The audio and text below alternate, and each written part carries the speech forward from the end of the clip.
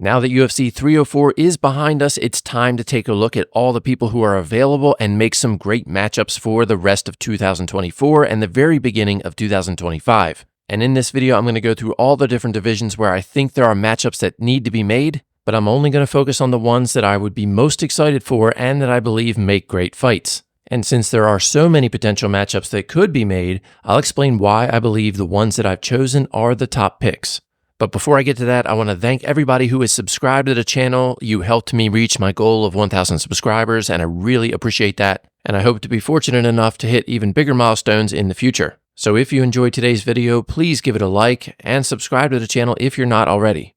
Okay, with all that out of the way, let's dive into the matchmaking. I'm going to start with the 135-pound division and work my way up from there. Now in this division, we know that Shaun O'Malley and Merab have their fight coming up, and we do know that Corey Sandhagen is booked with Umar Nurmagomedov on August 3rd. So one of the best fights that could be made in this division that isn't booked would be Henry Cejudo versus Jose Aldo.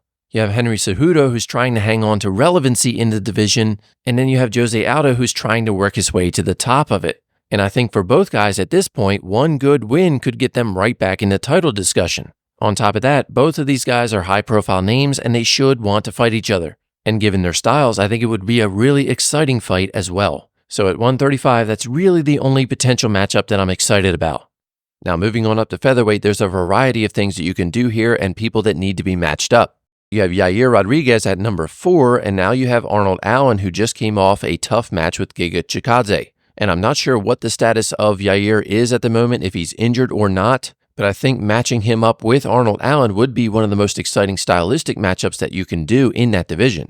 Now, in terms of other possible matches at featherweight, we just learned that Diego Lopez is going to be taking on Brian Ortega at the Sphere in September. So that really only leaves 2 big names within the top 10 that I would like to see matched up against each other. And they are Aljamain Sterling, who is ranked number 8, and Josh Emmett, who is ranked number 7. Now, I think that fight would be exciting for several reasons, but the main one is that it would be a battle of wills to see who could keep the fight in the area they're most comfortable. I don't think that Aljamain will want anything to do with Josh Emmett on the feet, and I don't think Josh Emmett will want anything to do with Aljo on the ground. So I would love to see how that fight would actually turn out. And I think for Aljamain, it's very important that he shows he can get past a guy like Josh Emmett, because that will be the indicator of whether or not he has a shot towards the top of the division.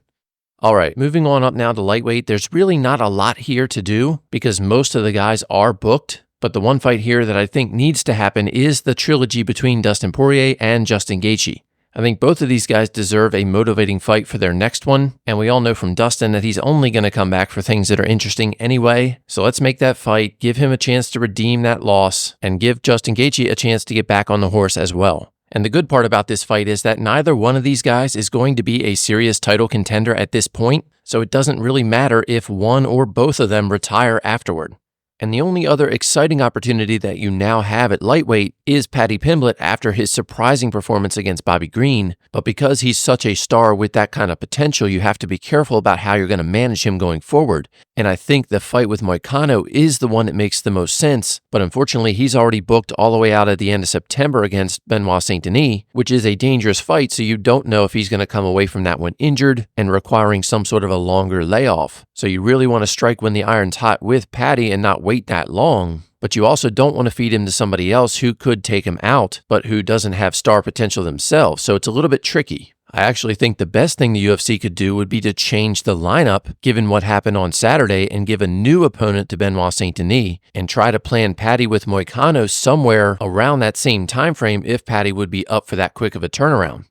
Okay, moving on up to welterweight now, we have a lot of new opportunities given the outcome of UFC 304. First and foremost, the only fight that I think makes sense for the new champ Belal is Shavkat Rakhmonov. Given his unbeaten record and 100% finish rate, I think that will make for a very compelling fight. And while I originally wanted to see him fight Ian Gary next so that he could dominate that match, it doesn't really make sense to book that at this point. And so while it doesn't make sense for Shavkat to fight Ian, it does make sense now for Leon to fight Ian. First of all, they have history at Leon's gym where Ian was there for a period of time, but I believe that Leon wanted him gone. In terms of attributes, they both are on the taller end of the spectrum for the division, and they're both good strikers. So I think it's a very compelling matchup, and it will show us if Ian Gary is potential championship material.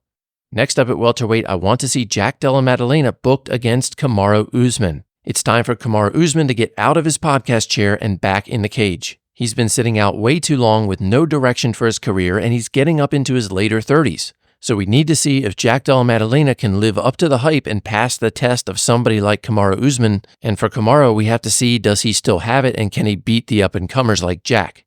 Next at welterweight, I would like to see Colby Covington get booked against Stephen Thompson. Neither of these guys has any real relevance left in the title picture, and so I think this would be a good opportunity to at least get one of them back in the winning column. And I also believe the build-up would be fun, and it's an interesting stylistic matchup.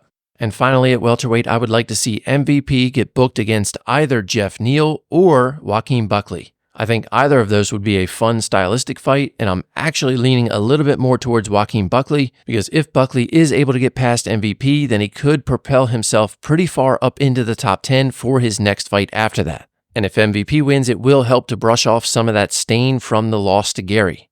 All right, let's move up to the middleweight division now, and the first fight that I want to see made is Paulo Costa versus Khamzat Chimaev.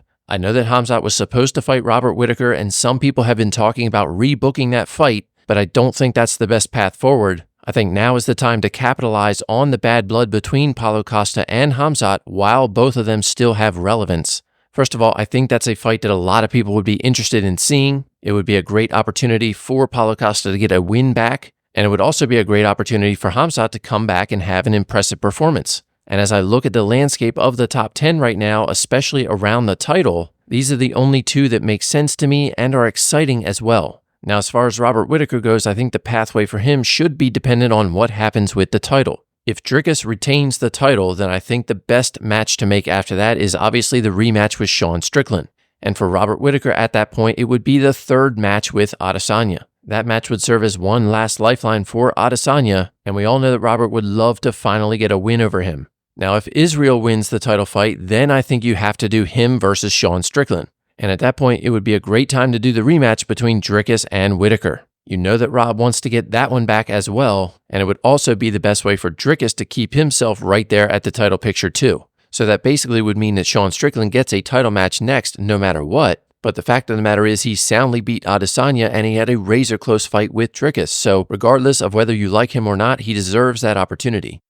Okay, moving up now to light heavyweight. The obvious match here is Alex Pereira versus Magomed Ankalaev. But outside of that, I would be excited to see Jamal Hill versus either Jan Blachowicz or Alexander Rakic. And from that pool of guys, I think we will have the next contender. Now, if Yuri didn't get knocked out and didn't need some time to recover, I would have preferred to see him versus Jamal Hill as my number one pick.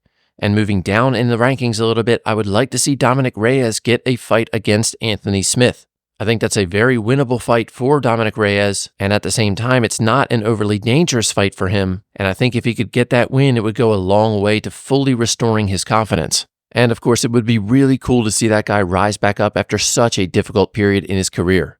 And finally now we come to heavyweight, where things are obviously a real mess. You got Jones and Stipe slated for November, and Tom should definitely be the backup for that fight. Although last time I think they had a backup as well and they didn't even use it, so there's no guarantee that even if you do have a backup that they're actually going to go through with using that fight.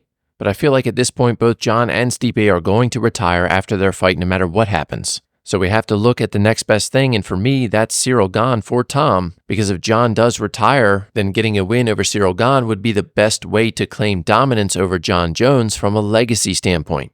Another match I'd like to see now at heavyweight is Curtis Blaydes versus Alexander Volkov. I think Volkov has improved a lot since he lost a decision to Curtis Blaydes back in 2020, and it would be a good opportunity to get that one back for him. And if he gets past that test as well, then I think it's fair to say he's earned another shot at Tom Aspinall. And the unfortunate part of all this is that we're scraping the bottom of the barrel because there's just not that many different contenders that Tom hasn't already beaten.